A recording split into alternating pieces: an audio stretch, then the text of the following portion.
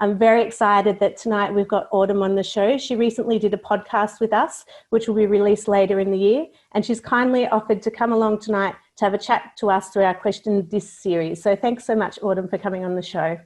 No problem. It's exciting to be here. How have you been managing lately with COVID? I've been up and down, honestly. I initially thought I'd be fine. You know, I'm like, oh, well, I work from home anyway, because I work from home anyway. But it has been getting to me. I've noticed I've been more irritable, particularly with my my writers. Yeah. I used to be a lovely, friendly, happy-go-lucky kind of boss, and now I'm like, get this done, you know. So I think the anger and agitation is coming out more, and I think it's just because I can't go out, and I like going out. How about you? Yes, I think I'm a bit the same as you. I really like working from home, and I thought I'd be okay too, but I'm starting to get more and more agitated, I think, as the weeks go by. And I'm really looking forward to my partner at least going back into the office, at least not me. I'm happy to stay working from home, but he can go back now. It's time to separate and have some space, I think. And I think he would agree very strongly. Have you noticed that working from home has been a challenge with your dyslexia? No. I don't really understand the question, actually. What do you mean a challenge? For some people that have moved from working in an office into the home environment, they've found it a challenge because they have to communicate more through emails or through an app, or they haven't had people to help edit their work or support them like their work colleagues would do. Have you found any of those issues? No, because when I first got this job at Untapped, I basically said I'm not doing offices, and I wasn't going to do it all online, and that kind of worked. But the thing I do miss is that my boss Andrew and I, we used to have breakfasts, like weekly breakfasts, or sometimes it was fortnightly, where we would have a bit of a social experience, but also have a catch up on what had been happening. And it was in the world, you know, like out there. And I really miss that. I really miss just being able to go out into the world. And even though we do it on Zoom, it's very, very different.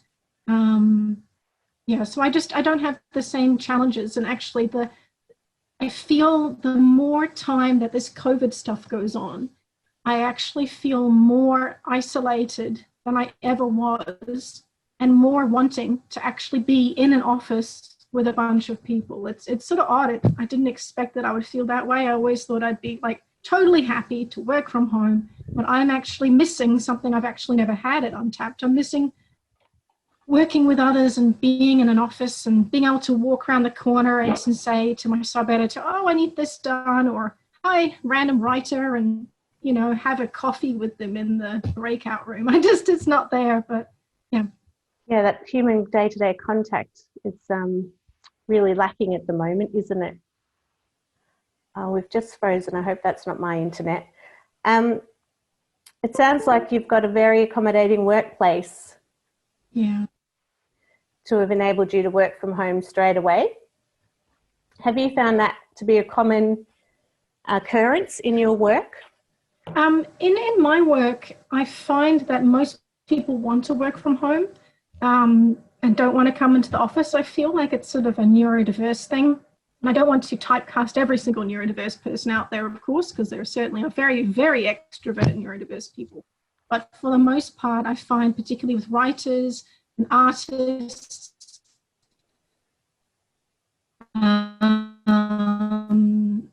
designers, a lot of the working from home. And I think it's because they're scared or anxious about being in the environment. But at the same time, much like me, once we've got to know each other, so there are some writers that are on my team and have been with me for like, almost 2 years now. They really want to meet me and have a coffee and chat and have this sort of relationship that's a bit more in person.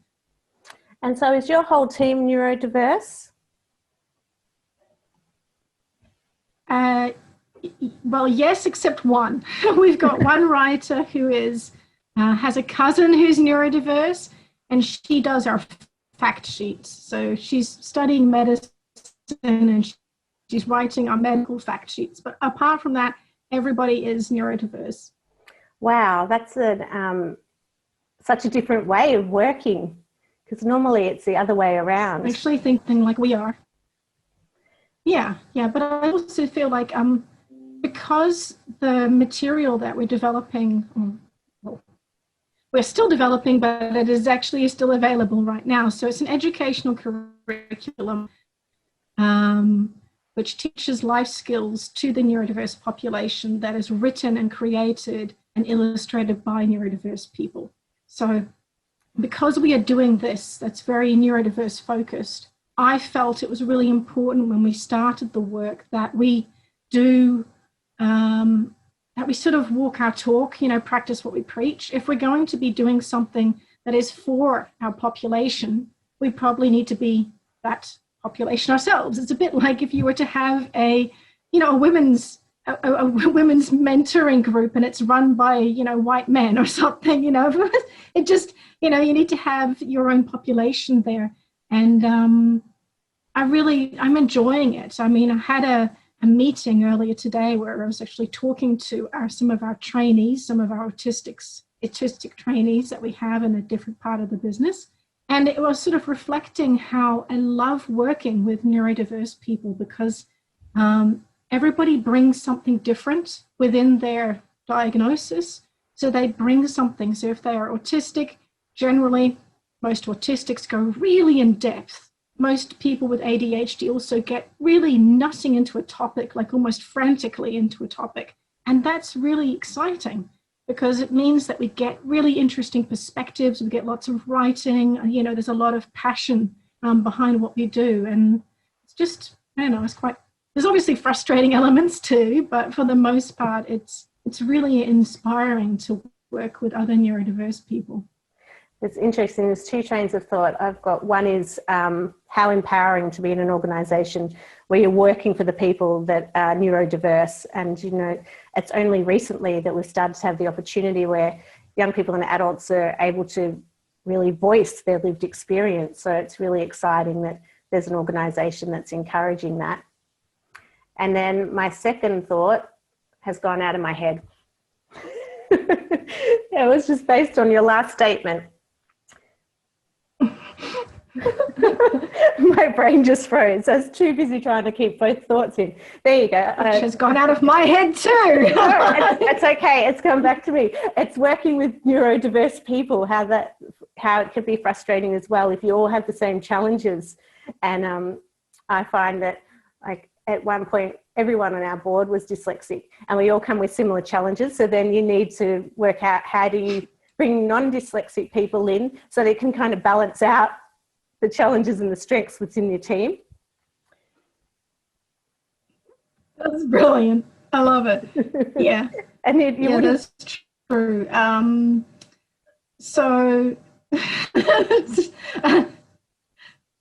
yeah, I have my sub-editor doesn't have dyslexia. He's autistic and he picks up on some of the mistakes that I don't see, because sometimes I don't see words, particularly when they form other words. So for, F-O-R, is a word, and fro, F-R-O, is a word. So not only does the spell check in the computer not pick it up because it's a word, but when I look over it, I don't see anything wrong, So sometimes there are little things like that that I don't see and he picks up on, from reading it. So it's helpful to have that. In terms of the frustrations, I feel like the things that really come up are not really specific to our diagnoses, but it's more the coexisting conditions. So a lot of people in our team, and myself included, have anxiety and depression, and that takes over the experience. So sometimes we can't get work done, or deadlines don't get met, or just there's a lot of negative self-talk, particularly about work produced, and that can really be something to manage as well in the team. So I'm getting much better at managing that in others and seeing it and knowing their warning signs. You know, I've actually got a list. If any writers are watching, I've got a list of everybody's personal warning signs. So, you know, one person might have, and I'm making this up so that we're not going to single anyone out, but one person might become really distant on emails when they're feeling depressed, and someone else might take on way too much work when they're feeling depressed, sort of to compensate. So everybody has slightly different ways that they express that they're getting worse. And I've noticed that over time, and I track it so that if I see that happening, I can engage in a conversation and hopefully stop them going into a downward spiral. What a fantastic strategy. And so were they a list developed based on conversations where your team members said at certain points, I might start to feel out of control because I've got too much work, or I feel like I'm missing deadlines? Or has it just been that you've kind of been watching people's behavior, and so you've created this list on your own accord to go, okay, when I can see this person's starting to get overwhelmed, or like you said, they're withdrawing, and you can see that they're starting to get a bit flat or depressed? It's mostly observational, because I have tried to have these conversations with a lot of people, and they go, I don't know. I just, you know, and it's sort of like, well, when I see that in them, we engage with them. So if a writer is having problems, you know, my first thought is giving them the benefit of the doubt, and then figuring out exactly what that thing is that is going on for them. One of the things that comes up a lot is that they miss their deadline, and then the work they produce, even though they've written it, they don't give it to me because they fear it's not good enough. And then when you finally prize it out of their, you know, cold, dead hands, like, you know, you really get it, you're like, what? This is good. This is really exciting. Why were you holding on to this for 3 weeks? It's actually well researched. It's really exciting. It's got your own lived experience through it. It's powerful stuff. But because the negative self-talk has been going on in the background, the doubt and so on, means that they don't put it out there. So there's a lot of extra work that I do within my role that is not really prescribed job description, but I feel it's important managing the team is just look after their mental health and support them in that and build them back up. Because I really feel that if a person is built up, they can achieve more. And it doesn't matter what they're doing in their life, even if they're not going to be a writer with us forever. If they have more confidence in themselves, they might have happier relationships at home. They might, you know, just be happier in general.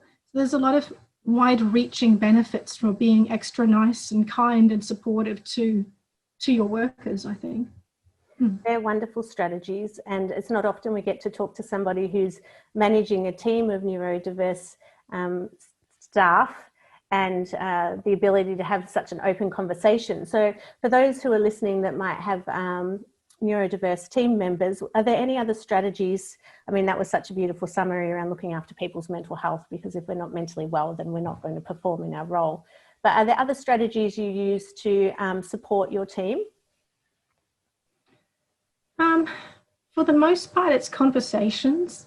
And I mean, I came up with the idea of conversations because a few years ago I was doing a PhD and I ended up quitting. But you know, anyone who's doing a PhD, if you truly believe in it, please stick with your PhD. But I ended up quitting. But the point is that during that class, I had a couple of classes and I spoke to quite a few people about what their topic was. And one of my friends that I made there was doing research into conversations within the workplace and how having conversations, just a conversation, not a performance review, but just a conversation, could actually improve the performance of workers, could improve their well-being, you know, all these sorts of things. And I was like, how come this is a PhD topic? It's so obvious. And he said, yeah, I know, it is so obvious, but it hasn't been written on yet. It needs to be researched. There's a gap, you know. And the preliminary research that he did really showed that just having informal conversations with people about their well-being, about how they're going with their work, inquiring into those personal things. If they brought up that they have a dog, you mention, hey, how's your dog? So those conversations actually build the team, but it also helps the person flourish within their job. And I thought, maybe I should try that. And then there's, of course, just a whole lot of trial and error that happens. With the neurodiverse team, I'm always kept on my toes. That's something, whenever I think I'm comfortable, someone comes up with something and it really shakes me because I haven't worked with it before, or I don't know how to handle it. So I guess one of the strategies could be, if you're in a management role, is just be adaptable and flexible, because each neurodiverse person is going to bring up a different thing. And even within autism, for example, it's a spectrum, but of different ways of manifesting autism. It's also with dyslexia. Not everybody with dyslexia is the same.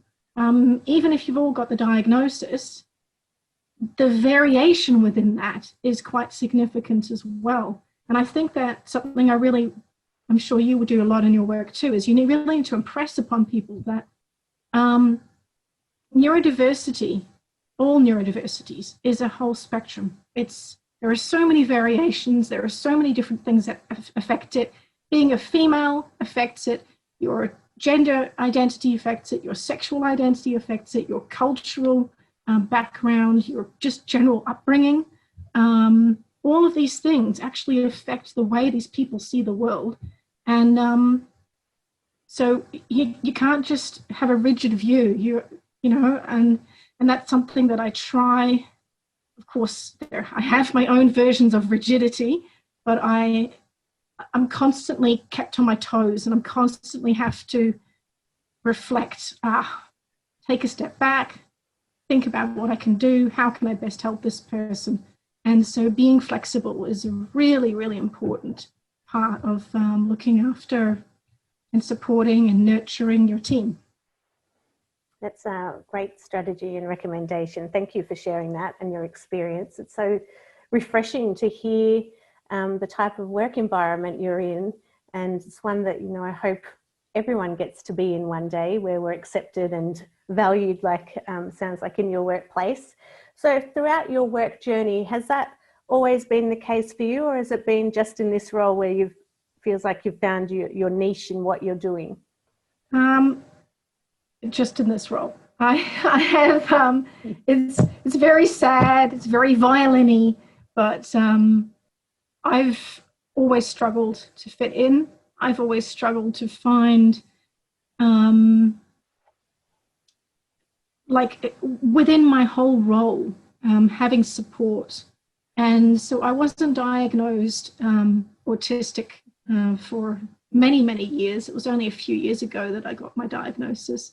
And even though I was diagnosed with dyslexia, it was really held in my family, and it wasn't a chance to fully accept or express that. So I didn't really, no one knew anything. So a lot of the challenges I had were not met with accommodations, because either I didn't know or I was afraid to disclose something. And I don't think that should be necessarily what makes someone treat you fairly and equitably in a job. Like, you shouldn't have to have a diagnosis to be treated well, right? But I found often what would happen, and it was just really challenging this way, is that my immediate supervisor hated me, absolutely hated me, but their supervisor loved me. So I've had that experience. Yeah, so the people who are leading the company, or the real, quite senior people, were like, wow, this Autumn, she's got great initiative, she's proactive, she thinks of different ideas, she just thinks of new systems and ways of doing things. And that was really my focus. And, and I didn't care much for the social stuff. Like, why would I go and have Friday night drinks? I don't care about that. It's not work. It's not about meeting those KPIs. It's not about excelling. And so I excelled, but my immediate supervisors would never like that. And I'd often lose my job. Being told I was antisocial, having a poor personality, a personality problem. There are a lot of these phrases that I can throw around, and I think many neurodiverse people listening will go, oh gosh, I've had that. Yeah, I've had that too. And it really sucks because for the most part, you know, we bring just such vibrancy to a business, you know, even if it's just being blunt and saying exactly what you think. There are times that is really needed, you know? Mm-hmm. Yeah. Yes, I've been told I'm a bit too direct sometimes. Do you feel that your autism or your dyslexia has had a bigger impact on the workplace, or do you think combined they've had an impact, or do you feel one or the other has? I think that, gosh, it's hard to actually say. It's all right. I think, no, I think as a child, my dyslexia was the biggest. I could actually see the problems. And the biggest problem for me during that time was spelling and reading out loud, and also math and stuff like that, anything to do with numbers. I also had a lot of, admittedly, I had pretty much every dyslexic problem under the sun. But what I could do is memorize things. So when someone read a story to me, I could memorize it. And then I could speak back that story word for word. It's an amazing talent. I think that was the autistic side. But what I learned during that time was, oh gosh, I have these problems. I can't spell. It really annoyed me. I remember being 10 or 11, and I just couldn't spell. And I thought, well, what can I do? I need to find things to do to make this better. So I really spent a lot of time on writing and trying to learn new words and creating my own little versions of how to remember things because I didn't have any help, you know. And finally, someone, when I was like 15, said, oh, if you put a ruler underneath each line, you can, you know, when you're reading a book, you can read that line and then read the next line, and that really helped, you know. So, but it was, I saw a problem, and I feel like it actually intersects very interestingly because autism allows you to see problems. So now I've noticed that a lot of autistic people, when you're autistic, you see problems. You don't see solutions, you see problems. So within myself, I saw the problem was my dyslexia. I know it's ironic. My autism allowed me to see my dyslexia as a problem. And I thought, I don't want to be restricted by this. I want to be able to write and express myself and do it through words. So I really made an effort to do that, even though I don't read very much. And my first book that I read cover to cover was when I was 16 years old. I didn't actually read books. I just went on memory to pass exams. I feel like taking that into now, into the workplace and stuff, I think I got where I am today because of dyslexia, but also because autism allowed me to see that it was something that I would need to work on to sort of build myself. So the recognizing of spelling and words, and also the recognizing of when things are impossible. So for me, numbers are just impossible. I'm sorry, I've given a good hot try, but every time I've done anything with numbers, I've failed miserably. You know, I scraped through maths. I ended up taking the easiest maths possible in my school so that I could just pass. And I think I got a C or something. It was basically a C minus, and they kind of bumped it up so I could pass. It was really bad. And I don't do anything with maths. You know, and I don't have to anymore either, because most of the time you can swipe your card. You don't even have to give correct change or count the change or anything like that. And I've made it very clear that I've chosen a job that has nothing to do with math. So smart. I'm doing things with math still and writing, and two areas of weakness. But it was interesting you said around that people with autism see the problem, and normally people with dyslexia can see how to fix the problem. So we're really good problem solvers. So you've probably got a combination of both, where you saw the problem and you knew then that you needed to fix it. Yeah, and well, that's really cool. I didn't know that. I've heard a lot of research about being very creative with dyslexia. So you think of creative ways to solve things and creative direction. And I certainly am very creative. But I don't know how much of it is actually my diagnosis, or maybe it's just me, you know. No, isn't it? Sometimes I just think, is it just me, or is it my dyslexia? Well, it is just me because I am just me, and dyslexia makes up part of me. But sometimes it's hard to pull it apart, isn't it? But I think for people with dyslexia, because we're in these situations where we're not fitting, or there's challenges that we've got to think of external ways to solve that solution for ourselves. So whether it's covering up our dyslexia, or getting someone to help with our editing, or those little day-to-day things that we might have to problem solve constantly, is why I think that we are stronger problem solvers. Now, there's not a lot of research that says any of that yet, but that's just a hypothesis by a lot of people. Yeah. Researchers, if you're out there, we need research on this topic. We need a lot of research on this topic, yes. So what do you think? I mean, this wasn't supposed to be a workplace conversation. It was just a general chat, but we've ended up talking about workplaces and your workplace experience. So do you think there's any other recommendations we can make around supporting neurodiverse staff? I mean, the work that you do with supporting young people going through university into workplace is such an important piece of the puzzle in helping people with autism. And how do we branch that out so people with dyslexia can get onto that pathway? Because what I find is people don't disclose to then get the help. So do you find that within the autism community, people are more open to disclosing that they have autism, so then they're able to access help faster? No. No. People are really, in the autism community, in my experience, and I have to just fully disclose, I really have only been in that community for about 5 years. But from the work that I do now, and also the group that I run, which is an autistic group, I find that most people don't want to disclose. And within the autistic group, because the group itself is about being autistic, people disclose there, like that's sort of it.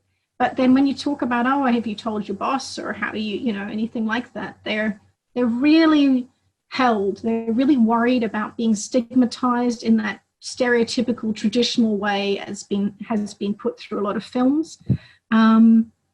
And I find the ones who have multiple diagnoses, or even if it's self-diagnosed perspectives of being so autistic, they don't really want to share. But anything else on top of that, if they're dyslexic as well, if they've got ADHD as well, if they've got complex PTSD, if they've got obsessive compulsive issues, if they're bipolar, there are a whole gamut of things that people could be.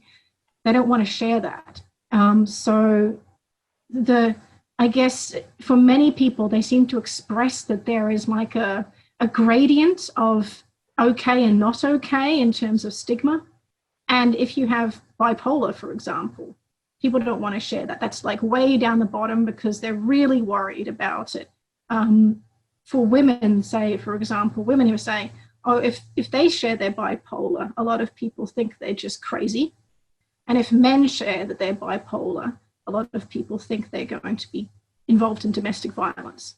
And these sorts of, I don't know where they entirely get it from, because it must just be film. Because how many bipolar people do you know who are out there talking about it? And maybe that's part of the problem.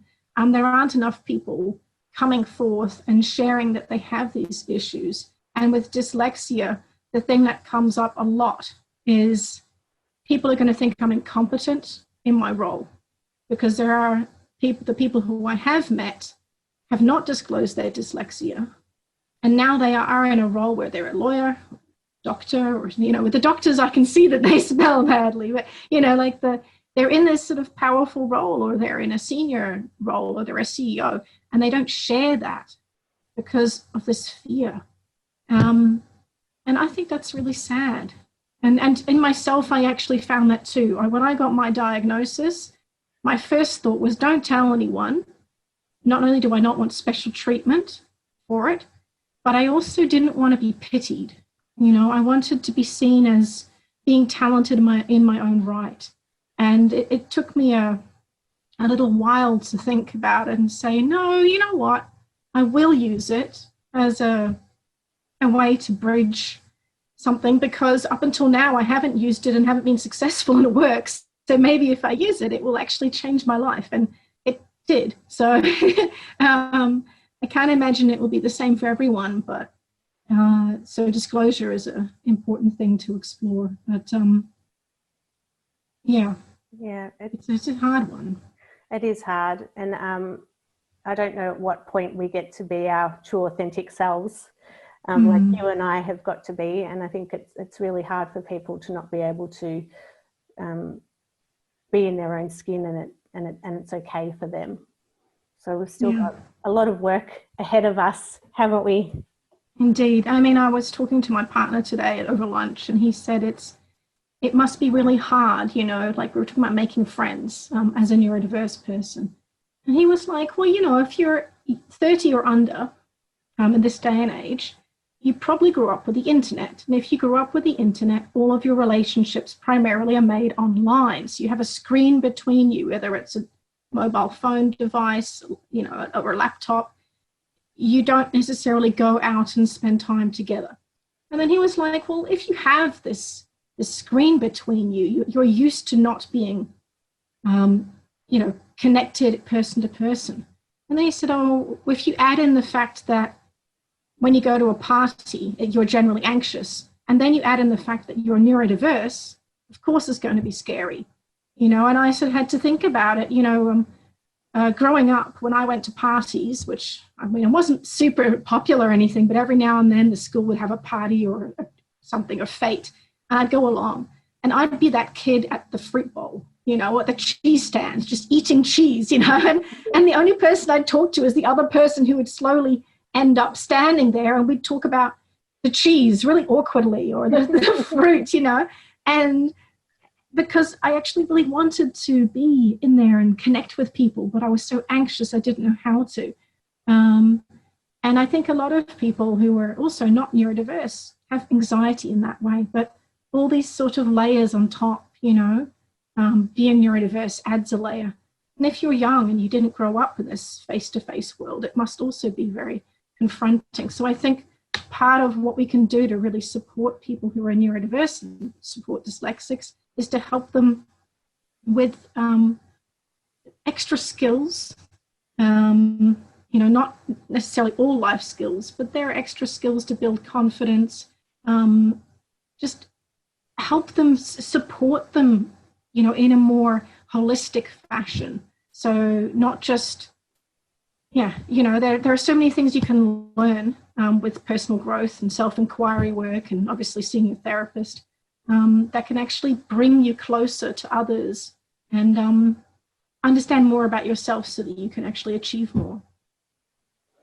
This has been such a valuable conversation, and we haven't had an opportunity before to talk about autism and to start to broaden out our conversation outside of dyslexia. So I really, really appreciate you coming on the show tonight, Autumn, and sharing not just your personal experience, but your work experience as well, because it's so important for managers, employers to be listening to these conversations. So thank you so much for your time. I'll just see if there's any questions, and I'll just check Facebook to see if we've got any questions. And then if not, we can have some last words from you. Okay. It's just beautiful to listen to you and share with you, Autumn. It brought back the fabulous feeling that I had at the symposium in Queensland when Shay was sharing, and with a wide group of people who are neurodiverse. And it's a very lovely, comfortable place to be.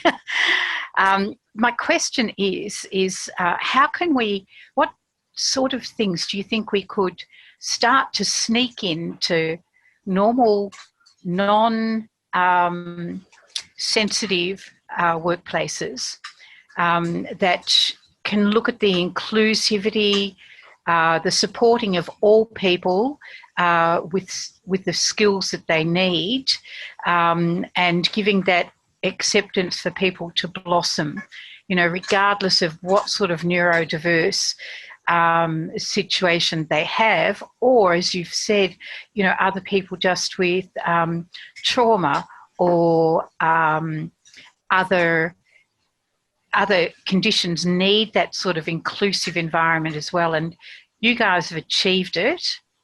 What do you think we could sneak into workplaces that would start to make a bit of a difference that they may well adapt to and take on? Okay. I think the absolute most important thing you can do as a business is put it out there that you are welcoming to neurodiverse people, to all colors, all cultures, all backgrounds, all sexualities, you know, the LGBTQI plus community, you know, put it out there. Say that you are. I mean, there are cafes that I've walked past, okay, not recently, but I have walked past cafes, and they have the little flag, you know, the rainbow flag, and some of them have the trans flag as well to show that they are friendly to that. And so for neurodiversity, the symbol tends to be a infinity sign that is in rainbow colors. So that's something that you could put, and we don't make those stickers. Maybe we should, but you know, that you could stick that on your, you know, if you have a front-facing business, or on your website, you know, just put it there on your website in the About Us. We are accepting of, and then you can list it. And it is a bit, I guess, frustrating or demeaning that you have to list it. But at the same time, people want to know. And if you are from a marginalized community or a vulnerable community, you know, you kind of always feel like you're walking on eggshells. And if you see in a business, oh, we accept autistic people, you're like, I'm an autistic person. And then you're more likely to actually share, hey, I'm autistic and I'd love to work for you, because you can see that. So that's one of the biggest things, most important things you could do. Other than that, there are things that actually affect everybody, that are supportive and fantastic for everybody. So, for example, the environment in which you work. And this is a big one for offices. I know offices can't change their horrible lighting because most people who have offices rent the building, and the building just comes with those lights. But there are other things you can do to make it, the environment, more welcoming. So plants are very helpful. Things like not having to hot desk, so not having to change desks. If the person can put things on their desks to make it feel like home, that would be great. And also encourage, like one of my friends said, she wasn't allowed to bring her knitting to work. Even though she was doing it in the break, knitting at work, that was a stimming thing for her. It made her feel comfortable. You should be allowed to bring your knitting to work. You know, you should be allowed to have a squeezy ball or a plasticine thing, or like I have this little guy here. It's like you shake him up and then you see this, I put little eyes on it to make it feel like I have a friend when I'm at work. but having things that are inclusive and supportive like that are very helpful. And the other thing is just changing the language on your website. Yeah. If you constantly talk about people who have an issue, you know, then that's distancing. So, for example, you would never say something like people who have black skin, right? You'd never say that because it's very offensive. So why on earth would you say people who have autism or people who have a disability? It feels alienating and disconnecting. And so I feel like a lot of the things that can be changed in a business is the way you speak, the words you use, the language, the narrative that you share, and just encouraging that change. And it is really a company culture type level when you come in at that, to really change the narrative. And if you have also anybody who's senior who has diagnosis and they're willing to share, see if they're willing to come out and, you know, make a chat to new workers, or lead one of your disability and inclusion talks, or maybe even get a profile on your blog, on your website, to say, hey, I've got ADHD and I'm a senior manager here, and this is how my ADHD helps me, that sort of thing.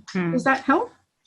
Yes, I was thinking, I'm dyslexic myself, and with some other co-occurring difficulties.